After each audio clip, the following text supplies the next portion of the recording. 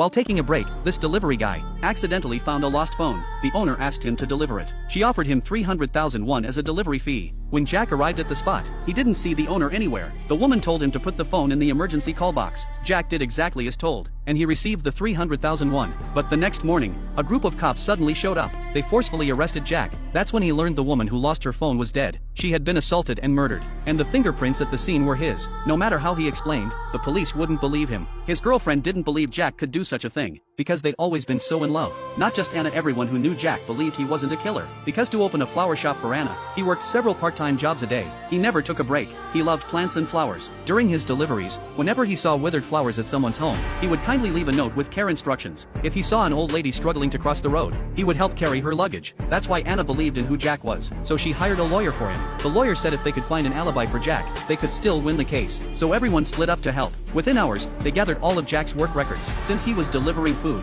it was easy to track his movements. That's when they realized how hard he had been working. He'd barely rested for even a moment. The lawyer confidently said with this evidence, Jack would soon be released. Everyone was happy to hear the case could be won. But once the trial began, something unexpected happened. It turned out Jack had once delivered food to the victim. Normally, delivery runs are very quick, but the security footage showed he stayed for 7 minutes. That made Jack recall the scene. That time was spent writing down flower care tips for a resident. He explained that he thought a potted plant was placed in the wrong spot. That kind of plant could only handle half a day of sunlight, so he moved the pot to a better place and wrote down care instructions for it. That's why he stayed a bit longer. It sounded like a weak excuse, but the opposing lawyer didn't press on. Instead, they presented a second piece of evidence. The footage showed Jack dragging a suitcase, hurrying down the street. That suitcase was the one he carried for an elderly woman. But the suitcase had a dark story. It was the very same suitcase the killer used to dump the body. Jack was completely stunned. When he finally realized it, he knew he'd fallen into a trap, because everything was way too coincidental, and his fingerprints were indeed on the victim's phone. Jack tried desperately to explain himself, but the more he talked, the more the evidence pointed straight at him. Seeing Jack still insisting he was innocent, the opposing lawyer dropped another bombshell. They found Jack's DNA inside the victim's body.